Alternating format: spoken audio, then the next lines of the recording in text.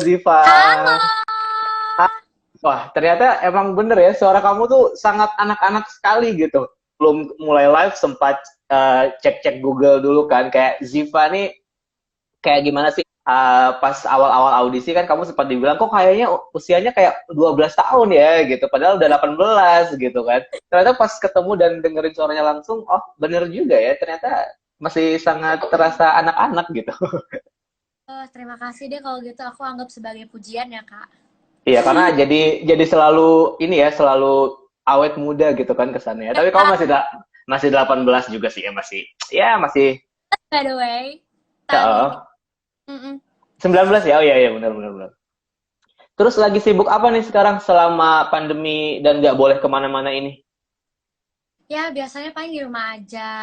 Mhm.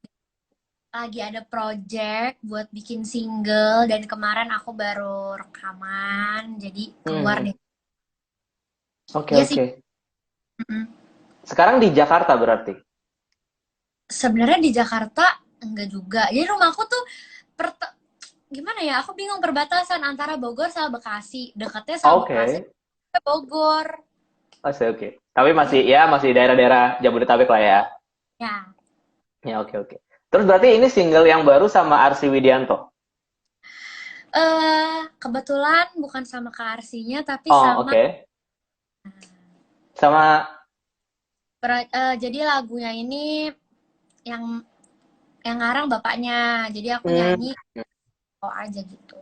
oke oke. Gimana tuh pengalamannya rekaman bareng sama timnya keluarga Widianto gitu? Aku jujur kayak masih nggak nyangka gitu bisa apa dibikinin lagu sama seorang maestro terkenal gitu.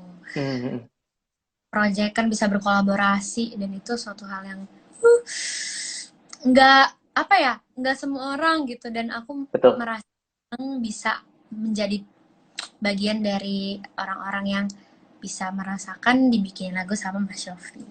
Mhm. Kamu sendiri sebenarnya termasuk pendengar lagu-lagu Yovie, Nuno, Kahitna gitu-gitu nggak sih? Iya, Iya. aku suka banget punya. Aha. Berarti ini semacam dreams come true gitu ya buat kamu ya? Benar, benar banget, benar banget. Oke. Pengalaman apa yang kamu paling seru dalam proses penggarapan single terbaru ini? Atau udah boleh dibocorin nggak sih judulnya atau belum? Judulnya nanti dulu deh. Oke, ya. Apa sih yang paling seru dari project yang Ya, jadi karena baru banget, fresh banget nih kemarin, jadi aku baru cerita nih di sini. Hmm. Aku seneng banget kemarin walaupun gak ketemuan langsung sama Mas Yofi karena masih pandemik kan, jadi kita masih aplikasi kayak video callan gitu. Walaupun lewat situ, tapi tetap apa ya, berasa kayak ketemu langsung. Soalnya aku gimana ya, selama proses rekaman itu banyak hal baru yang aku pelajarin juga gitu, kayak banyak-banyak tambahan ornamen-ornamen yang agak sulit, tapi pas jadi itu jadi kayak aduh ya ampun, aku seneng gitu, excited gitu, Hmm. sabar bisa ngelihat lagu itu dirilis dan teman-teman semua di sini bisa dengerin. Aku menunggu. Hmm. Oke. Terus ketika pertama kali kamu ngedengerin demo lagunya nih dari Mas Yofi gitu, gimana perasaannya? Maksudnya, apakah langsung kamu bisa ngerasa relate sama musik itu, atau kayak kamu dengerin berkali-kali dulu sampai akhirnya, oh oke dapet nih feel-nya gitu? Oke, kalau misalnya relate, dari lirik ceritanya tuh mungkin nggak terlalu relate sama kehidupan aku. Cuma kalau misalnya nada lagunya itu sangat bisa diterima sama kuping aku udah langsung nyaman sama lagunya, dan pas apa namanya, berusaha untuk sinkronisasi sama liriknya jadi bisa dapet juga sih feel-nya, jadi lebih cepat dapetnya karena emang dari Hmm. awal udah adanya. Oke oke oke. Berarti ini singlenya bakalan dirilis dalam beberapa bulan lagi nih kira-kira. Kalau itu aku juga masih belum tahu, tapi Mhm. pokoknya rekaman udah, jadi teman-teman tinggal sabar menunggu aja. Oke, iya iya iya, nggak sabar sih ya, nggak sabar nungguin. Nah, nih kita sedikit flashback lagi kali ya ke masa-masa kamu jadi finalis Indonesian Idol nih. Sekarang Mm-mm. followers Instagram udah 1 juta ya kan, kayak wow banget gitu. Oh, Terus Bang. udah punya fans juga nih sekarang. Apa nama fansnya? Zivelas. Zivelas. Oke. Nah, apa sih satu perubahan atau beberapa hal yang berubah dalam hidup kamu setelah dari anak apa pelajar biasa gitu, terus ikut Indonesian Idol dan sekarang jadi populer gitu? Ada nggak sih perubahan yang kamu rasakan?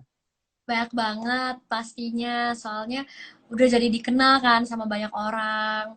Terus Hmm. kayak karena aku apa namanya, kayak dari look aku yang waktu itu, misalnya selama selama aku idol tuh orang mengenal aku sebagai Ziva yang ada pentol duanya.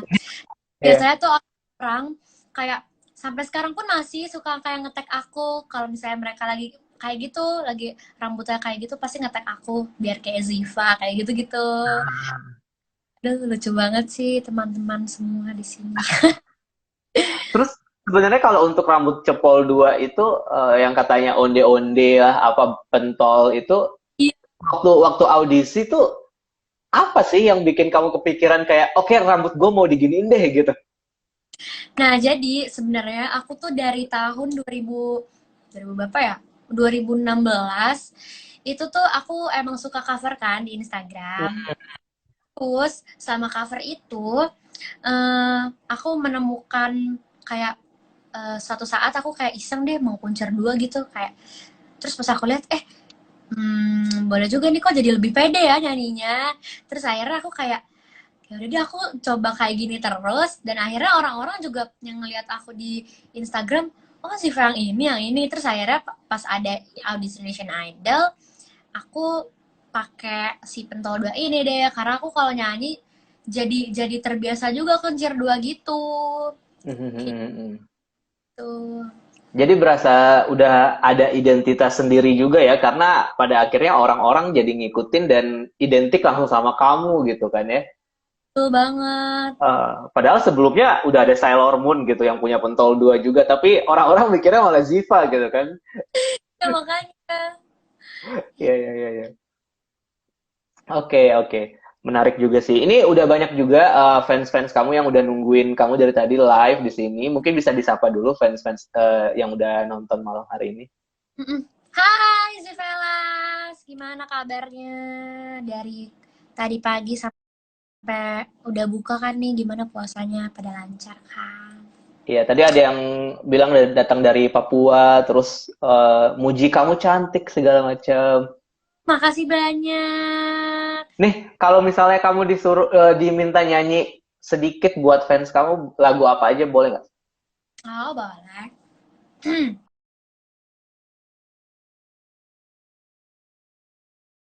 Nulis lagu yang pengen didengerin ya. Apa nih yang pengen didengerin malam hari ini? Iya Sambil kan aku. sambil sambil kita nungguin requestnya, mungkin aku ada pertanyaan lagi nih.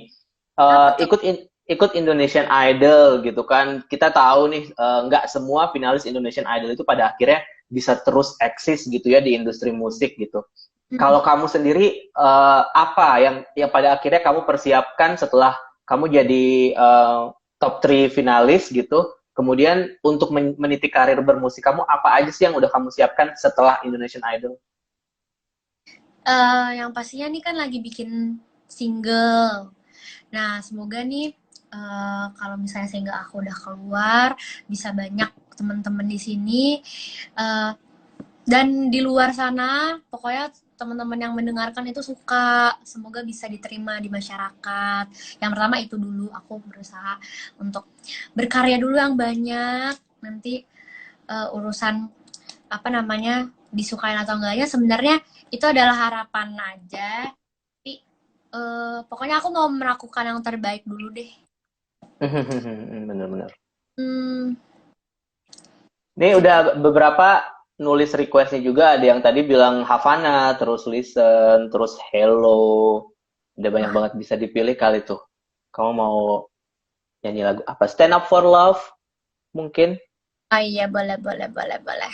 Stand Up for Set, Love aja kali ya. Oke, boleh. siap. Stand Up for Love. If we all stand together this one time, then no one will get behind. Stand up for life. Stand up for love, and it all starts right here, and it starts right now. One person stand up there, and the rest will follow. Already forgotten, already in love. I'm gonna sing this song, and I believe that in my life I will see. Oh, yeah. And then to hopelessness of giving up, of suffering. Gitu dulu kali ya. Wah,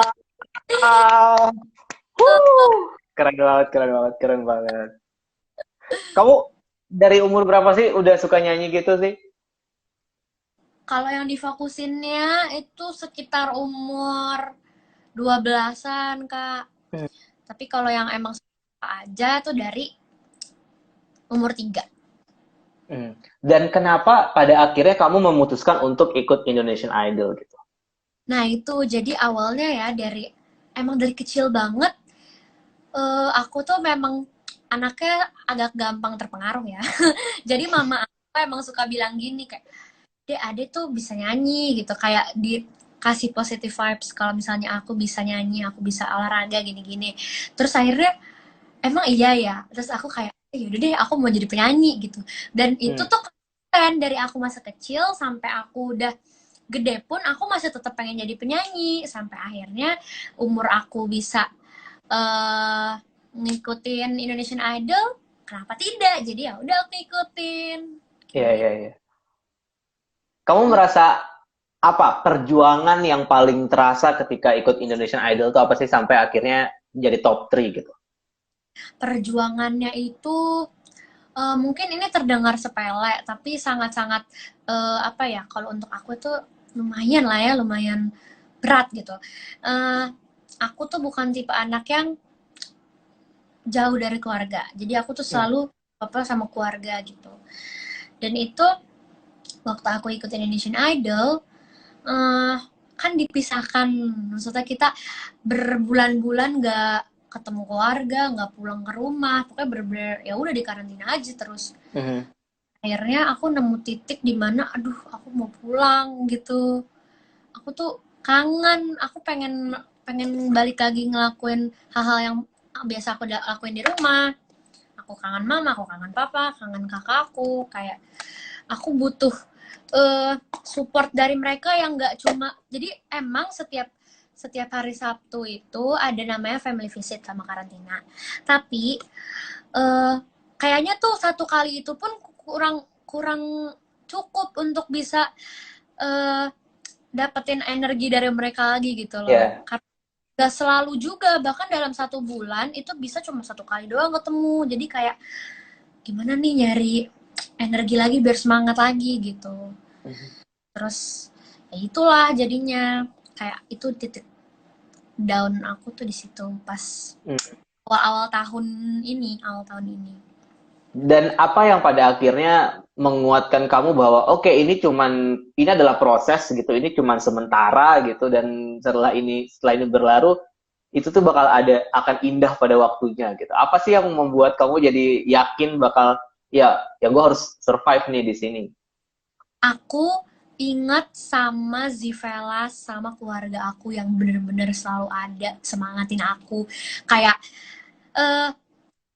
aduh mereka itu sangat-sangat percaya sama aku kalau aku tuh bisa.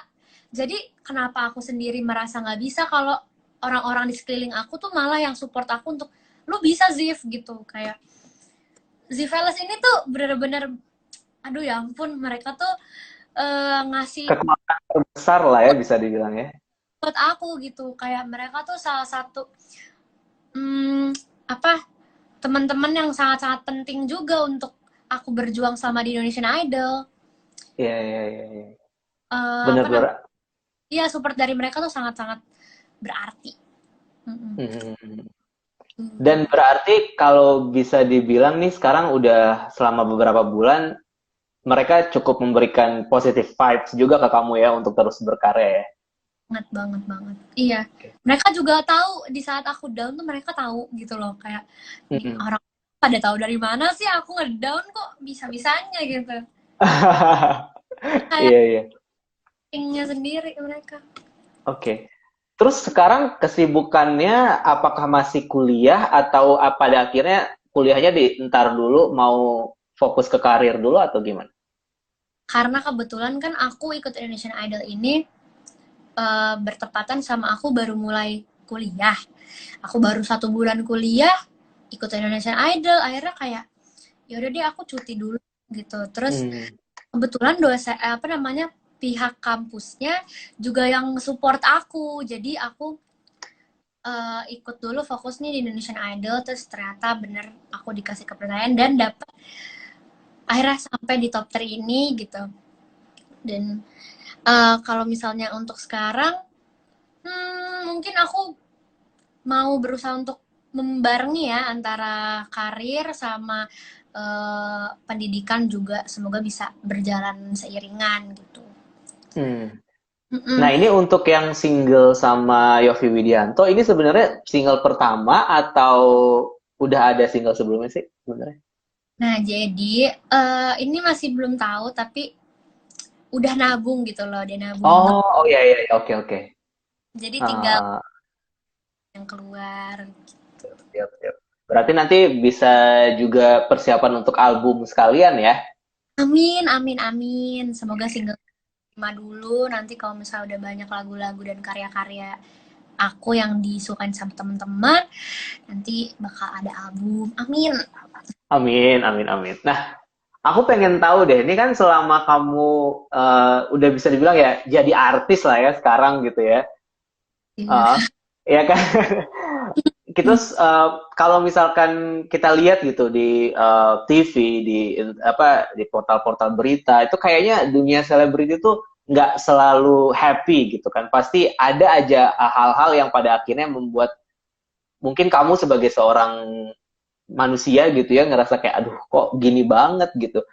Nah, ada nggak sih persiapan mental dari kamu gitu atau mungkin dari keluarga gitu ya ngasih apa namanya kayak wejangan-wejangan untuk supaya kamu bisa tetap bertahan karena di usia yang muda itu kan pasti kayaknya sebuah tantangan banget ya untuk berkarir di industri hiburan gitu dengan segala tantangan yang ada gitu.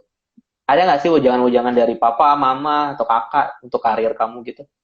Pastinya ada, soalnya mereka mereka tuh orang-orang yang sangat peduli sama aku, jadi mereka selalu ngingetin aku untuk fokus sama apa yang emang aku pengen dari dulu, dari kecil, dan harus konsisten, harus eh, apa ya, pokoknya segala sesuatu itu harus diawali sama berdoa, harus deket sama Tuhan. Jadi mau ngelakuin apa-apa itu kita udah apa ya?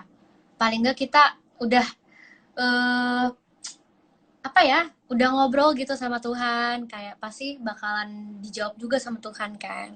Jadi itu sih yang dikasih ya, jangan yang dikasih sama mama papa. Hmm, oke. Okay. Nah, kita bisa bilang kamu udah punya fans nih, tapi pasti deh di antara banyaknya fans kamu tuh pasti ada aja orang yang nggak suka gitu kan.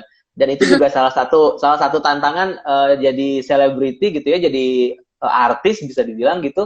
Kalau selain ada fans tuh pasti punya hater gitu. Nah, kamu sendiri pernah nggak sih ngerasain kayak, maksudnya ketika kamu tampil di Indonesian Idol gitu kan, pasti ada aja nih orang yang nggak suka sama penampilan kamu gitu.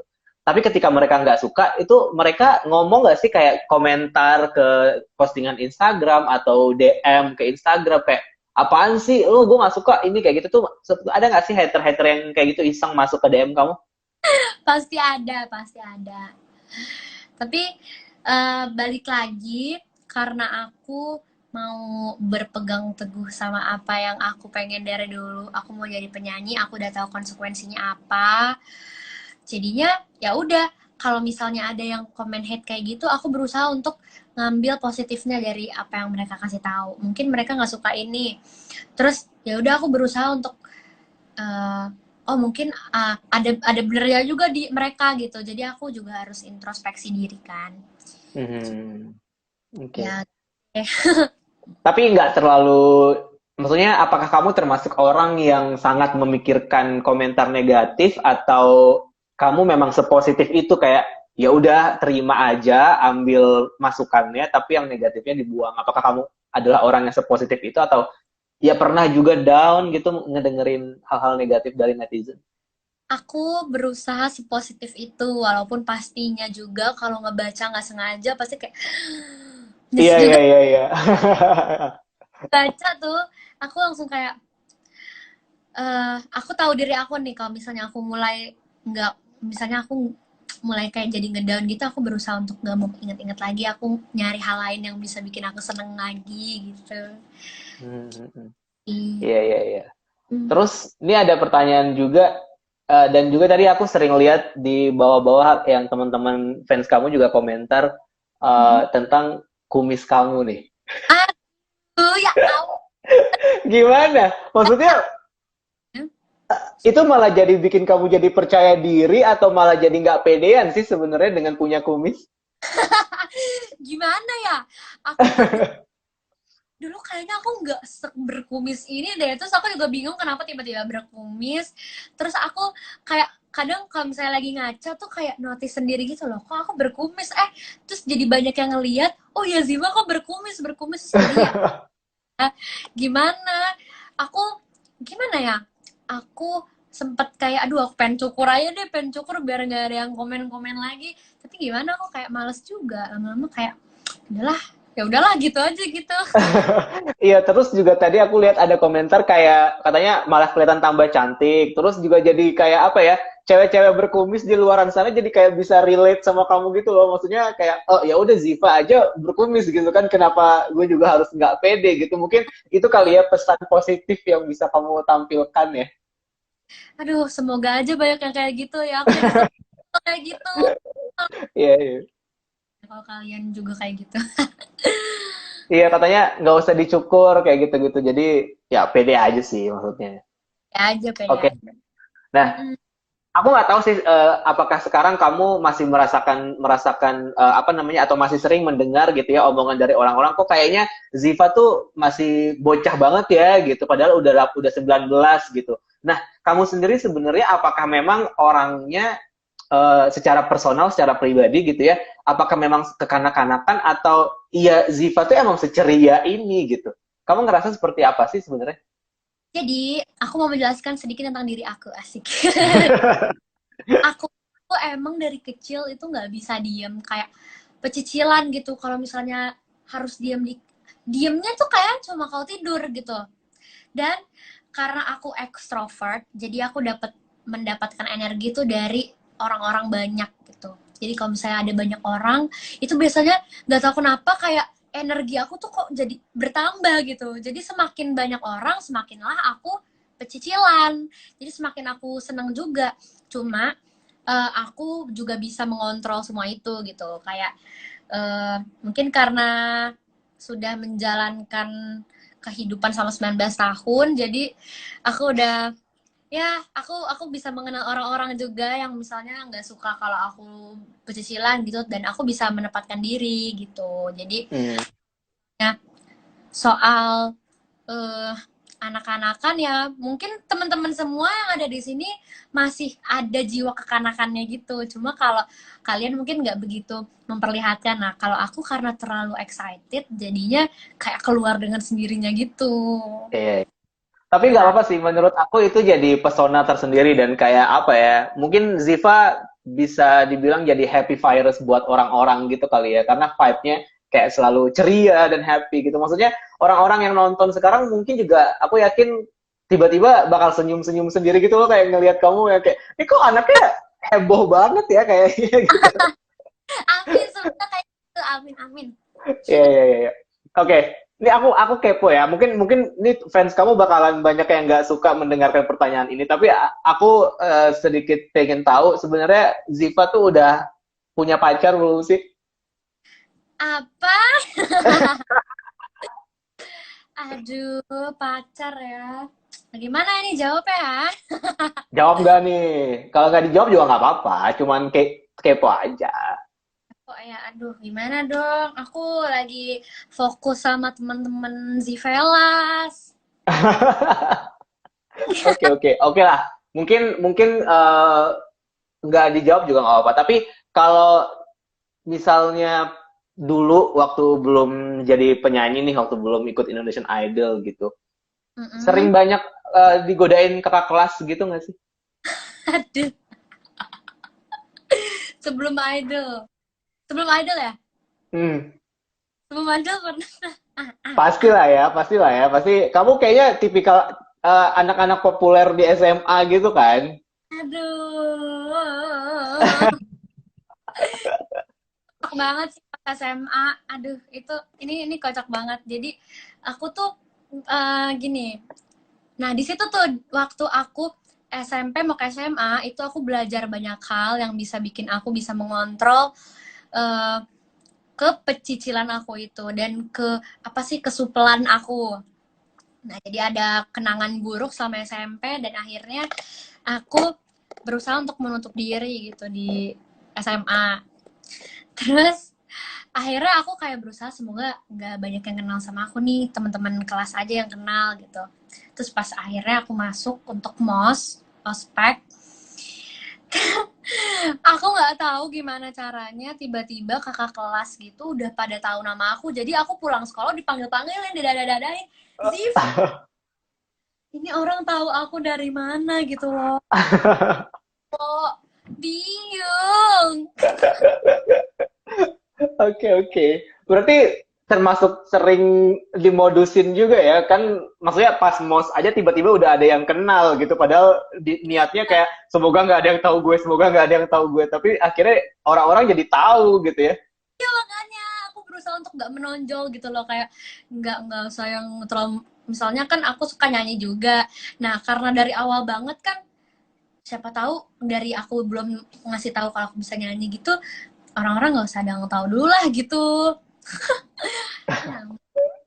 Akhirnya malah tahu juga ya. Nah, tapi Hmm, kalau misalkan kita ngomongin soal cowok nih, kita hmm. ngomongin cowok gitu. Kamu ada tipe ideal gitu nggak sih? Tipe ideal sebenarnya kalau dari fisik sebenarnya banget gak ada.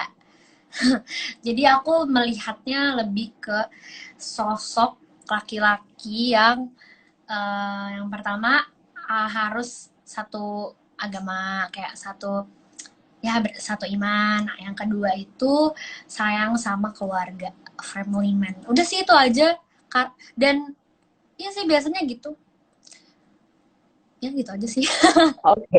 Nih mungkin fans-fansnya Ziva yang laki-laki yang cowok-cowok dicatat ya dua hal itu ya. Yang pertama harus seiman, yang kedua harus family man ya. Nanti nah kita Ya. nggak tahu ke depannya akan gimana kan ya. Tapi anyway, terakhir nih, pertanyaan terakhir.